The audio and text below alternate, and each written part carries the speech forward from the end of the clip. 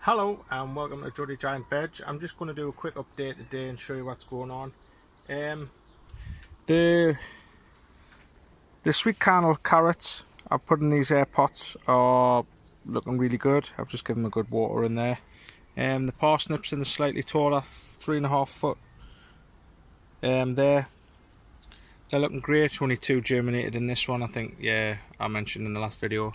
And the 4 in the tall one, which is about 5 foot. The onions, the giant onions, I've had a bit of a disaster. As you can see, I've just left the tops. I don't really want to go pulling out all these little weeds on the top because they might damage some of the roots, which are also from the onions on the top. So they're not hurting anything, so I've just left them on the top. But I've noticed on this one, you can see I've got a seed head shooting up, and there's one at the back there, right in the middle, if you can see it there. Seed heads popping up on that one, and all these onions have been treated the same. I had a spell where it was really cold and we had a power cut and the heaters went off in the greenhouse. So I've got a feeling that that's given them a check and a shock, which has sent them to seed. Basically, they're getting too cold. I think they're going to die, so they need to start sending up a seed head to produce for to try and carry on, if that makes sense. So the likelihood is that all the onions I've got are going to go to seed because we're all in the same greenhouse, under the same conditions. They've never went dry, so I know it's not that. I've never let them go bone dry, so I assume that it was that cold spell where the heaters have gone off and they've getting a check, freezing cold at night, and they've basically sent themselves to seed. So yeah, looks like all my giant onions are kaput. And the worrying thing with that is as well, all my leeks were in the same greenhouse, so I've got a feeling that there's a chance that all my leeks are probably going to go to seed as well this season. But it's just one of them things.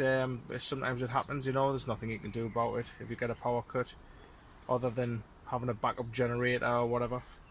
But yeah, it's a shame, but these things happen. I'm not going to be too disheartened about it. The giant carrots are starting to throw up some great foliage now. I've just given them a good water. And the parsnips are, again, great foliage. These two I've been given, I've been trialling as a side-by-side something called Mammoth P, which is a bacteria biological additive, which I have been adding to the water and watering in these two. I've also been given this leek, and by looking at this leek, it's got a really long shaft to it anyway, but it's starting to stretch out a bit, which makes me believe that that's probably going to go to seed as well. Whereas this one, not so much, but there's still time. This one's just been getting water as well. So yeah, I've got a feeling that they're probably going to end up going to seed as well, them two. Again, yeah, another parsnip. They're Condor Potatoes. They've got flowers on, as you can see. Let's do a little zoom in there. And God knows what's going on underneath, but the foliage on top looks spot on, so I'm not worried about them. There's 3 parsnips in this one. I just try to see if they really needed their own, or if I could grow a couple in the big air pot. The big air pots without any trouble. So I put 3 in there just to see how they fare compared to the other ones, the singles. I've chucked a couple of reflectors behind these to try and help reflect some of the light back onto the carrots and stuff. These are throwing up some great foliage. You can see they're starting to get big healthy tops on them now, and the parsnips have got 6-7 leaves on them now, which is good. But yeah, I'm hoping that these carrots don't split and fork, because they're in an ultimate soil which has got little lumps and bumps in, stuff like that. It's good for great aeration, but I'm hoping that the stump carrots don't hit them and fork. There's a chance a lot of these are going to be split because of that, but we'll see. I'm hoping that they might just grow through it, and I'll end up with some nice stump carrots for a show bench. These are just, like I say, it's just experimental. These I would have rather have done these in cocoa, to be honest, but I decided to put just a cocoa top on them with ultimate soil underneath. So I'm looking forward to see how they get on. The red currants here are absolutely flying, as you can see. There's loads of my son absolutely loves them, so it's going to save her a fortune. I've planted out a giant squash here. It's looking very sorry for itself. I've just put these out today. I've been inundated with mare's tail. It's been an absolute nightmare. There is lots of it around, and I thought I was getting on top of it, but every time I'm not here for a day and I come back, there's another load there. So yeah, I've put 6 marrows out in this big stretch here. Got 3 bags marrows and 3 totem marrows. I'm going to grow 2 up the sides and 1 this direction in between, and the same, there's 2 at the top here. They're going to grow up, and the one in the middle is going to grow towards it. And I'm going to fill this whole bed with marrows, hopefully get me £100 marrow I want.